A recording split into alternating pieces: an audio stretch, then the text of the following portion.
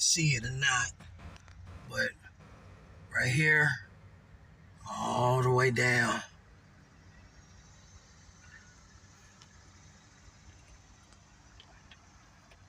Y'all see that, right? Let me do it. Let me do it again. All the way up. So y'all see that? You see right there. That's the camera too. Now I'm gonna talk about all of this a little later, but at the end of the day, you gotta stand on business.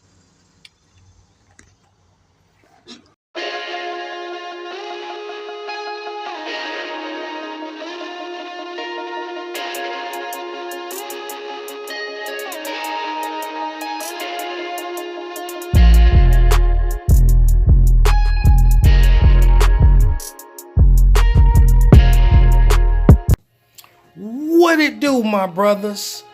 What it do, my sisters? To all of my kin folk and my knee G's out there, y'all already know. Back at you again. What up, tribe? Yo, it has been a very interesting 2 days. So, let me go ahead and get into it. This week's episode of Highway Story comes to you from your boy. And this is something that just happened like 2 days ago. So I said, you know what? Gotta go ahead and talk about it. Now, y'all already know I like to set everything up. So in the beginning of the video before this, y'all seen that crack in that windshield. It's two of them.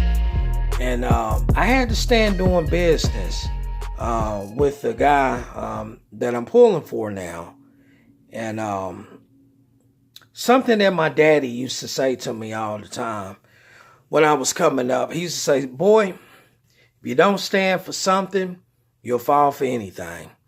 And in a nutshell, that's my definition of what it means for me personally, what it means for me to stand on business.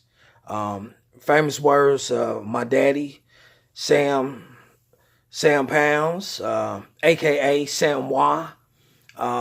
Boy, if you don't stand for something, you're gonna fall for anything. So Tuesday, I got a phone call. Phone call was from the guy, actually the two gentlemen that I work for, Dan and Bruno. Now, when I heard Bruno, he was like, this is Bruno. I started thinking about the cartoon character and whatnot. But anyway, you know, I met them. I filled out some paperwork for them. They gave me my fuel card. They gave me the keys to the truck. They was explaining everything. Oh, and of course, foreigners, 1099. But they got an Amazon account. So probably in one I'm gonna break that down. Might even show y'all a little some the way how they Amazon does everything and whatnot. Like I said, because they got a contract with them, and kind of give y'all an idea of how it is and what it is and whatnot. So when everything was all said and done, they said, do you have any questions for us? I said, yes, I do. I said, that windshield, I said, it needs to be replaced. You come back in, today's Thursday. He was like, you come back in Thursday, I'm going to have a guy, and he going to go ahead and fix it. And I said, all right, man.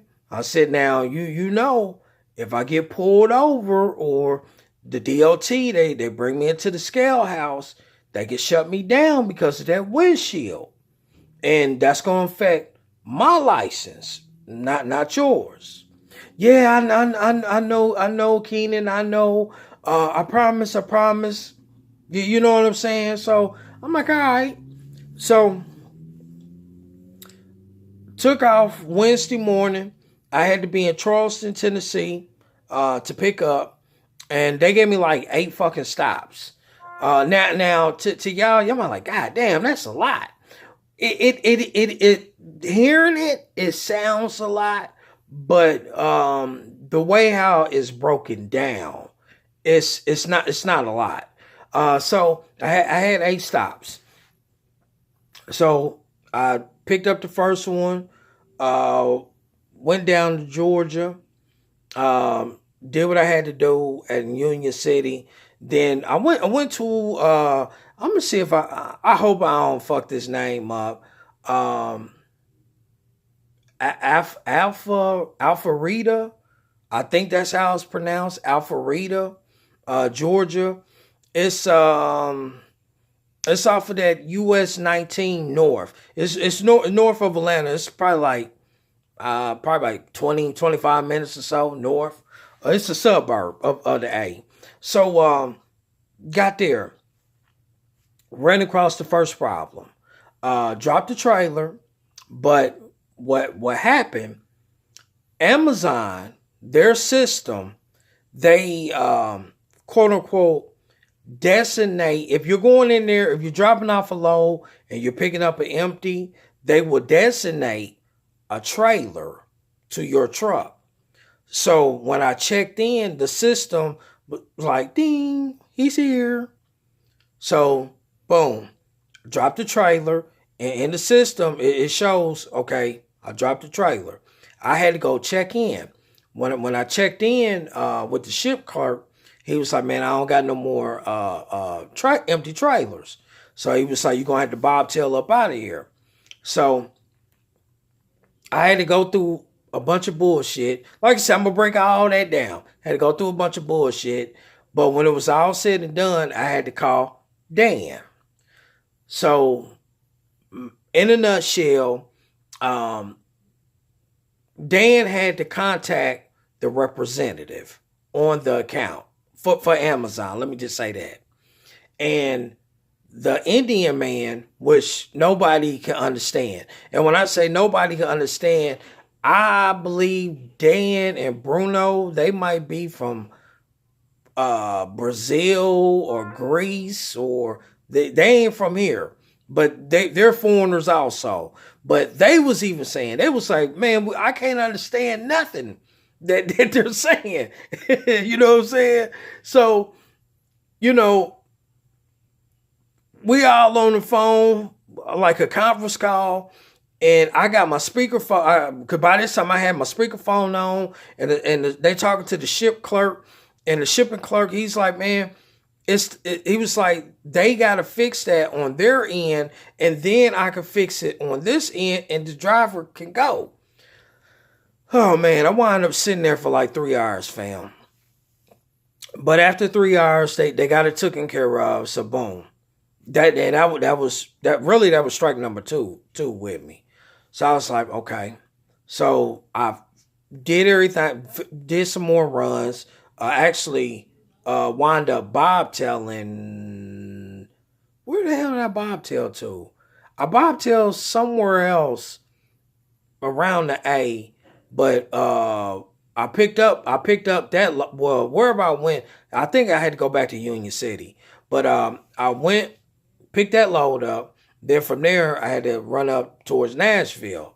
So I dropped that load, and I ran out of time, shut it down. Gets up about, started moving around about 12 o'clock Central Time. Went to the facility around Nashville, checks in. Trailer's ready. So I'm like, hell yeah. Hooks up, do everything, run up to Lebanon. I drop that load, supposed to be picking up an empty, taking it back to Nashville. Well, this time I'm like, yo, we're going to automatically go check in first, then we'll go from there. Checks in, dude checks me in. He like, yo, you're going to take this trailer, blah, blah, blah, blah, blah, blah, blah. Well, when it was time for me to look for that trailer, the trailer was gone. So now I had to contact these people back. Bunch more bullshit. So now strike number 3. And if y'all like really, really know me, y'all know I do have patience, but also at the same time, I have a level. And once you hit that level of my patience, it's go for me. It's all go. And when I talked to the Indian dude, I cussed him out. Some nice.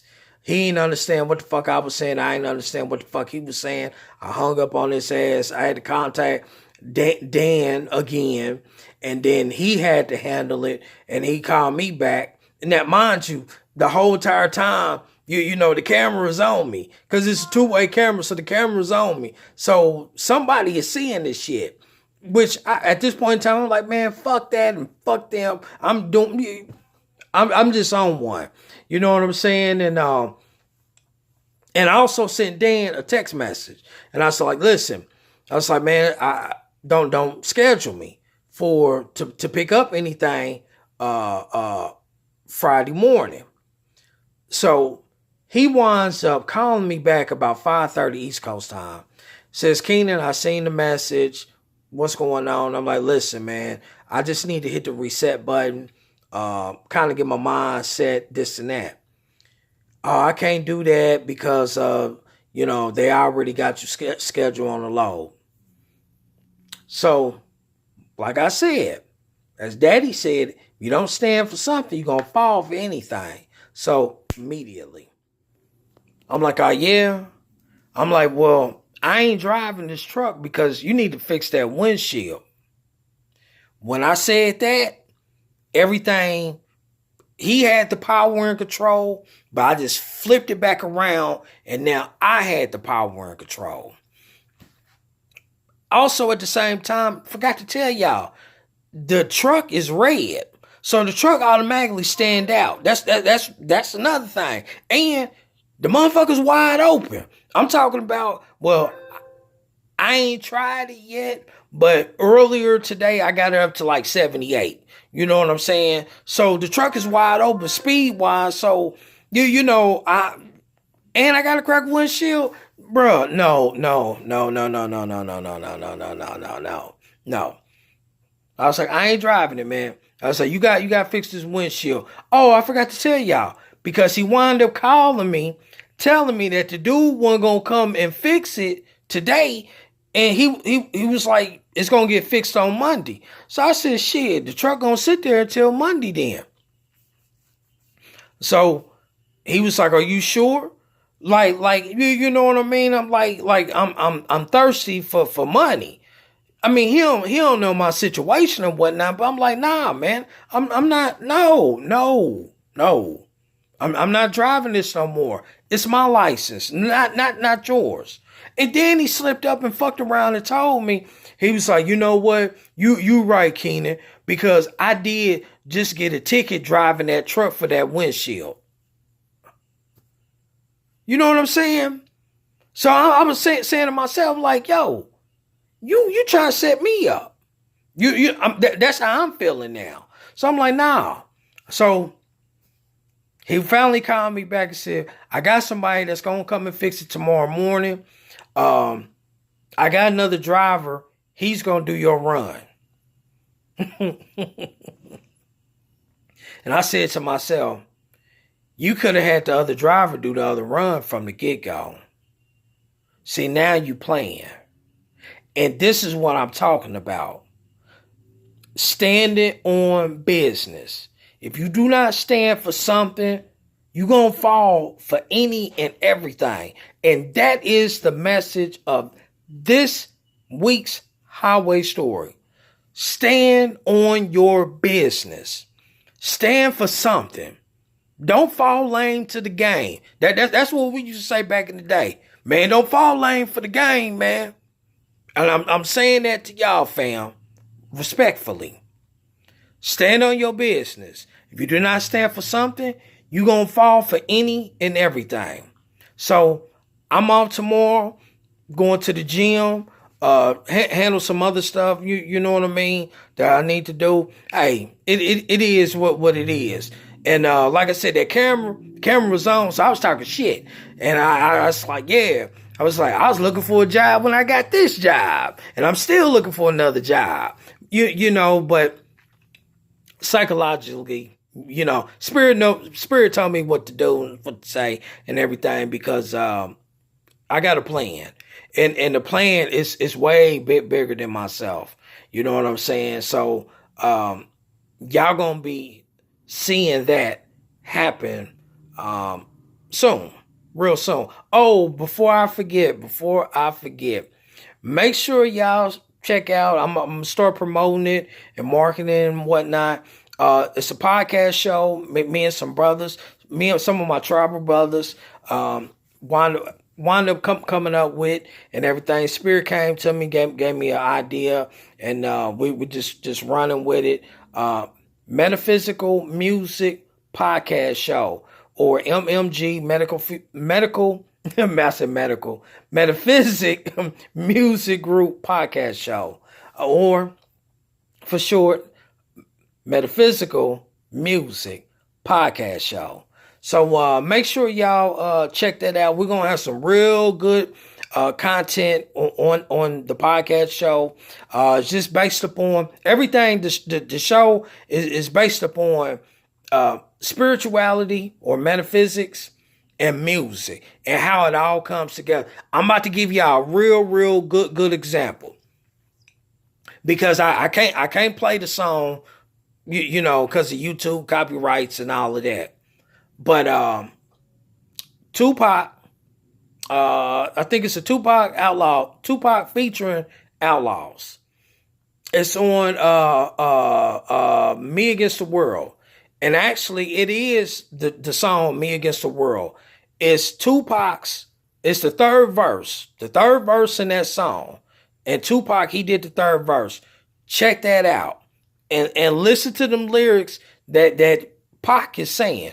Because them lyrics that he is saying are very, very relevant to this moment and this time now. You know, one thing that really stuck out, like, to me personally, he said, "It's power in the numbers." And in other words, what he was referring to is it's only a handful of families that run all of this, right? It's more of us than them. We just don't realize we're more powerful if we come together versus what they have already done, which is divide and conquer. You know what I'm saying? So make sure y'all check that out, because man, it's about to be going down on that one. But as always, peace, love, and joy. Holla. What it do, fam? If you like the content that I'm putting out for Highway Stories, make sure you comment, like, subscribe, and share. And as always, peace, love, and joy. Holla.